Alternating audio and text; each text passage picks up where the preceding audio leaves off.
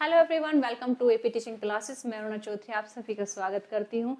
तो उम्मीद करती हूँ कि लास्ट सेशन आपको अच्छे से क्लियर हुआ होगा, कॉन्सेप्ट क्लियर होगा, समझ में आया होगा। तो आप सभी का स्वागत है। तो चैनल पर आए हैं पहली बार तो चैनल को कर लेंगे सब्सक्राइब। आज हम लास्ट ईयर जो सीटेट सीडीपी में कॉन्सेप्ट या फिर जो मोस्ट इम्पोर्टेंट क्वेश्चन आए हुए थे सम आलोचनात्मक के टॉपिक से, जिसे हम चिंतन के प्रकार कह सकते हैं। तो चिंतन के प्रकार से जो टॉपिक जो क्वेश्चन आए हैं सम आलोचनात्मक से संबंधित, तो जैसे हम फर्स्ट लेवल की बात करें तो उसमें भी 2 क्वेश्चन आए हुए हैं। अगर हम सेकंड लेवल की बात करें तो उसमें भी 2 क्वेश्चन आए हुए हैं। तो क्या होता है सम आलोचनात्मक चिंतन, और इसको बच्चों में डेवलप करने के लिए हमें कौन कौन सी एक्टिविटी करनी चाहिए, तो उसी पर आज हम यहाँ पर डिस्कशन करेंगे। तो ये सेशन होने वाला है मोस्ट इंपोर्टेंट। तो अगर आप पहली बार आए हैं तो जुड़ जाइए चैनल के साथ में, बाकी लोगों को भी जरूर शेयर करें।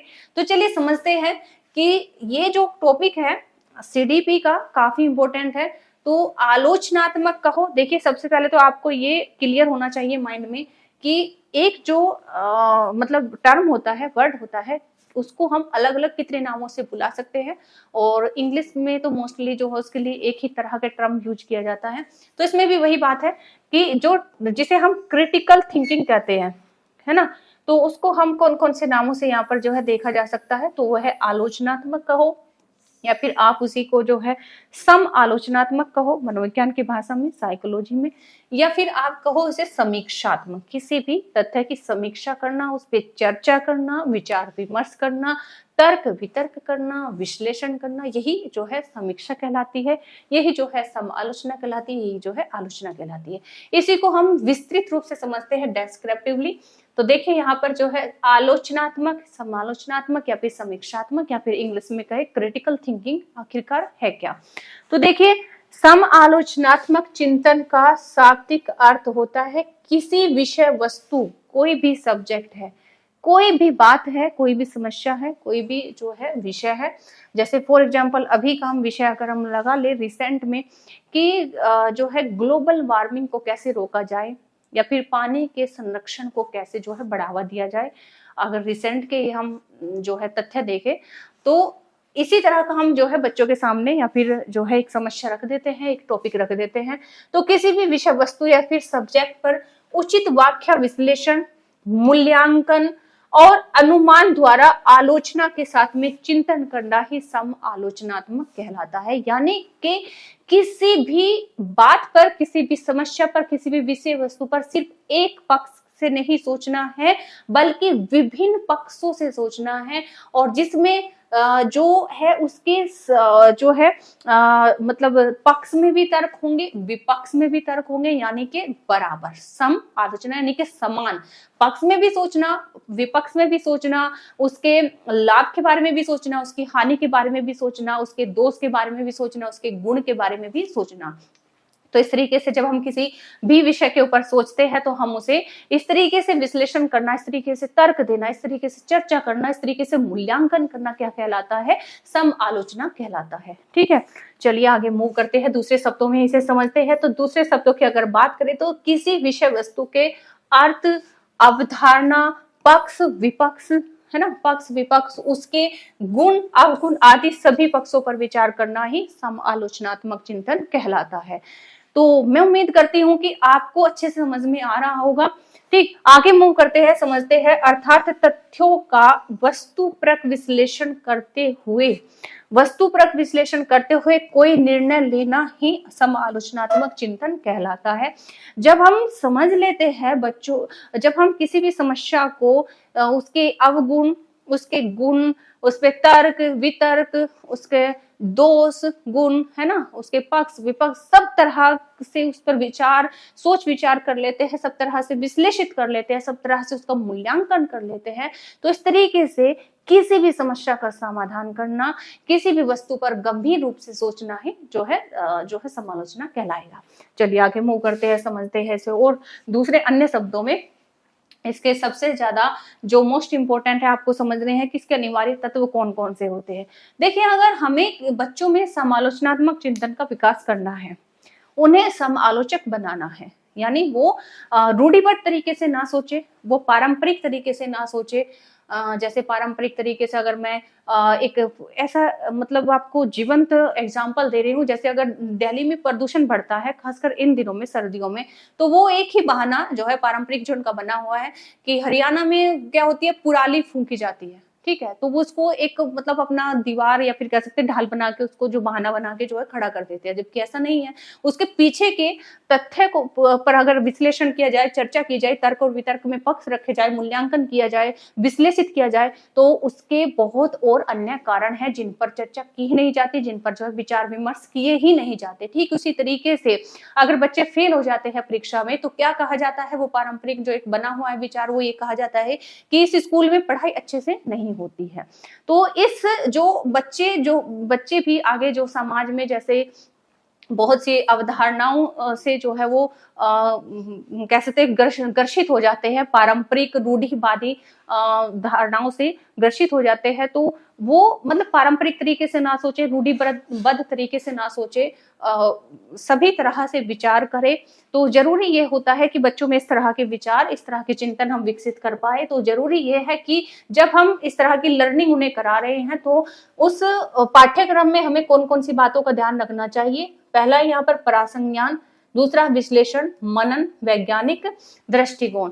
यानी कि जब हम उन्हें पढ़ाए कोई भी सब्जेक्ट, कोई भी विषय वस्तु दे, तो कोई भी फॉर एग्जाम्पल कि बच्चों को हम ये सिखा रहे हों कि अगर हमें पानी का संरक्षण करना है तो किस प्रकार से किया जाए, किस प्रकार से किया जाए, तो उसके बारे में बच्चों को हमें कंप्लीट नॉलेज देनी है। पूरा का पूरा उससे संबंधित जितनी भी जो है आवश्यक सूचनाएं हैं वो होनी चाहिए। दूसरा विश्लेषण, यानी कि बच्चों में जो बच्चे विश्लेषित कर पाए कि देखिए इसमें कौन सी सूचना जो है गलत है, कौन सी सही है, ठीक है। तीसरा यहाँ पर मनन करना, यानी कि वो जो सुझाव दे रहे हैं, जो भी समाधान दे रहे हैं, तो वो कितने सही है, कितने गलत है, इस पर भी जो है विचार करना चाहिए। दृष्टिकोण, वैज्ञानिक दृष्टिकोण, जो भी मैंने अभी आपको समझाया है कि बच्चे सिर्फ और सिर्फ पुराने ढंग से ना सोचे, पारंपरिक ढंग से ना सोचे, हम उन्हें इस तरीके से पढ़ाए ताकि उनमें जो है वैज्ञानिक दृष्टिकोण विकसित हो सके, उनमें समालोचनात्मक चिंतन का विकास हो सके। तो इतने अनिवार्य तत्वों को ध्यान में रखकर ही हमें उन्हें कोई भी विषय वस्तु देनी चाहिए, और विषय वस्तु को क्लियर कराते टाइम इन अनिवार्य तत्वों को जो है फोकस करना चाहिए। बात करें कि समालोचनात्मक चिंतन को प्रभावित करने वाले तत्व यहाँ पर या फिर कारक कौन कौन से हो सकते हैं, तो देखिए बच्चा एक ही ढंग से सोच रहा है या फिर बच्चा जो है आलोचनात्मक ढंग से नहीं सोच रहा है, तो उसके पीछे कौन कौन से कारण हो सकते हैं। तो अगर बात करें रुचि, उसका इंटरेस्ट ही नहीं है सही बात को जानने का, वो जैसा उसने सुना उसने वैसा मान लिया। अभिप्रेरणा, हमने उसको मोटिवेट नहीं किया या फिर वो खुद मोटिवेटेड नहीं है सही और सच बात को जानने के लिए। सतर्कता, वो अवेयर ही नहीं है कि दुनिया में क्या चल रहा है, नए तरीके और कौन से हो सकते हैं, है ना।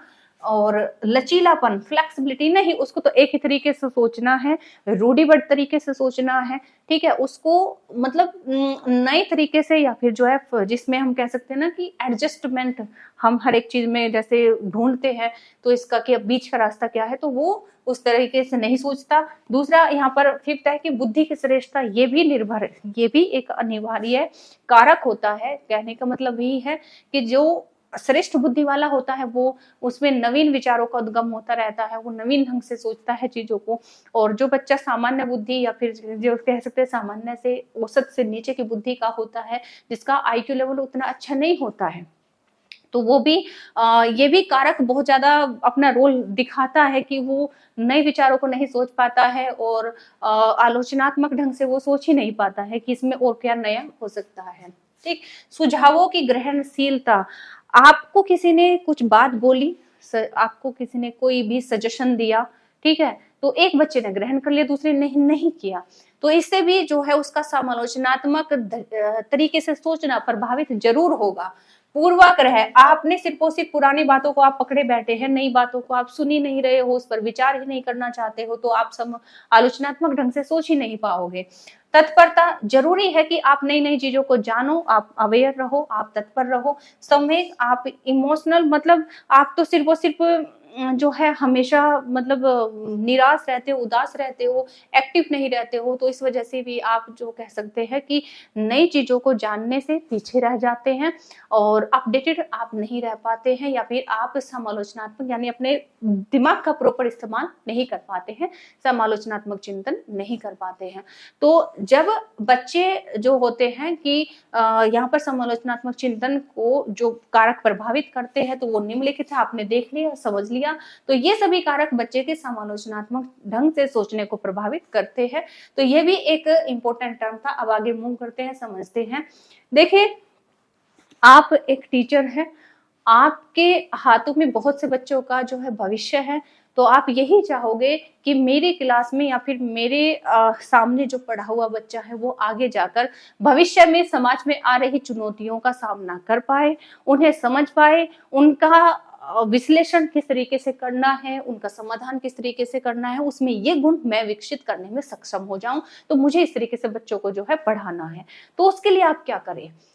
आप एज ए कह सकते हैं कि आप टीचर है, अध्यापक है, तो आपकी क्या ड्यूटी बनती है?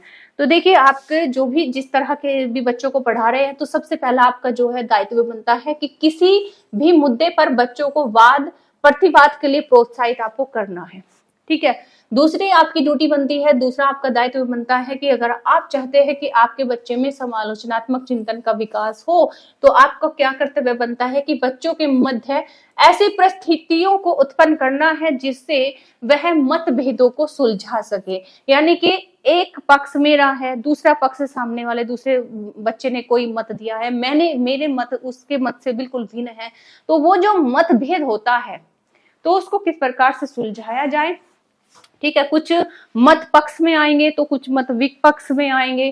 ठीक, तो इस तरीके से उनको कैसे सुलझा सके वो, और बच्चों को किसी भी समस्या समाधान के लिए रचनात्मक पर विकास करने, उसकी रचनात्मकता पर विकास करने के लिए प्रोत्साहित करना चाहिए कि बच्चे रचनात्मक ढंग से सीखे, बच्चे आलोचनात्मक ढंग से सीखे, बच्चे आलोचनात्मक ढंग से सोचे, रचनात्मक ढंग से सोचे।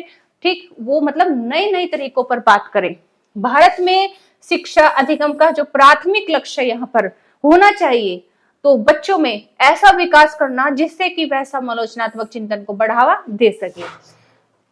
अन्य आपका कार्य है कि एक शिक्षक को चाहिए कि बच्चों में इस व्यवहार को विकसित करे कि बच्चे समालोचनात्मक चिंतन करते समय प्रामाणिक तथ्यों का ध्यान रखें। प्रामाणिक तथ्यों की बात कहने का मतलब यही है कि जो मौलिक तथ्य होते हैं, जो प्रामाणिक तथ्य होते हैं, प्रामाणिक तथ्य, आप किसी भी तथ्य को कब कह पाओगे कि ये जो है बिल्कुल सटीक है, ये प्रामाणिक है, यानी प्रूफ हो चुका है, कब कह पाओगे? जब आप उसको उस पर तर्क वितर्क कर चुके हो, जब आप उसे पूरी तरह से मूल्यांकन कर चुके हो, जब आप उसको जो है पूरी तरह से विश्लेषित कर चुके हो।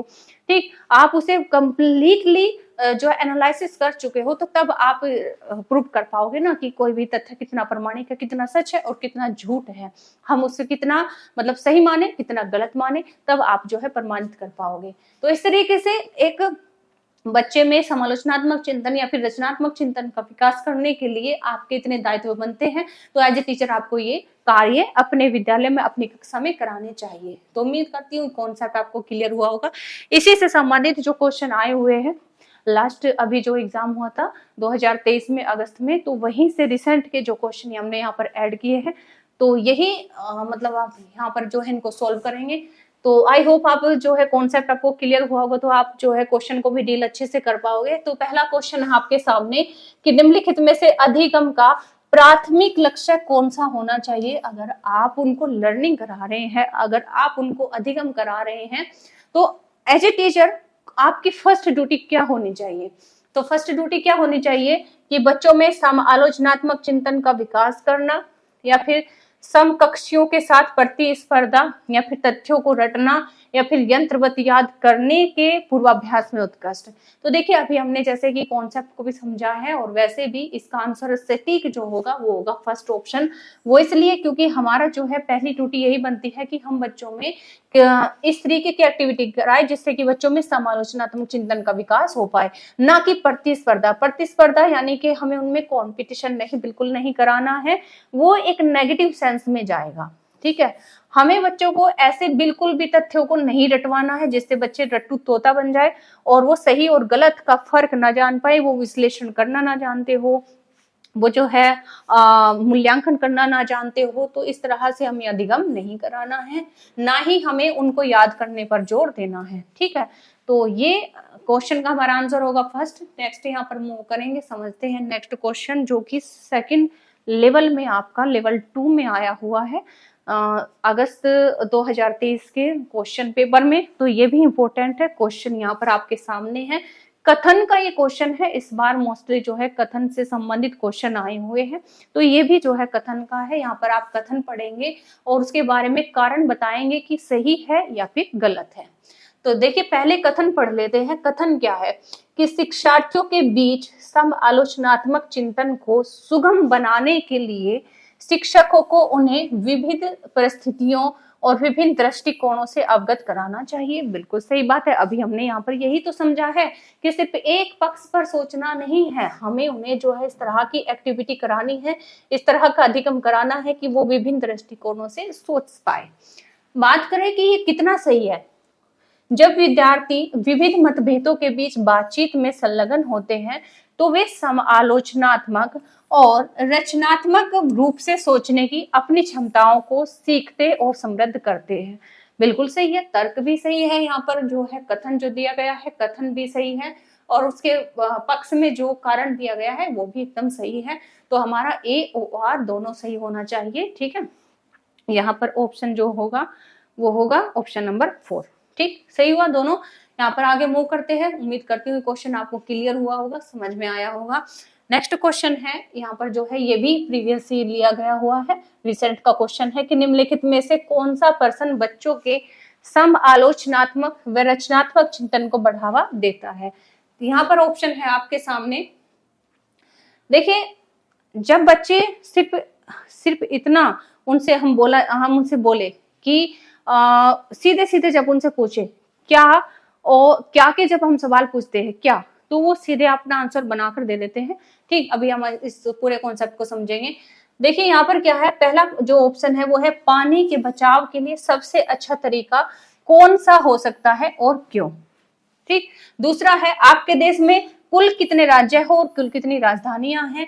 तीसरा है आपके देश का नाम और मानचित्र, इसकी भौगोलिक स्थिति क्या है। आपके शहर में पानी कहाँ से आता है।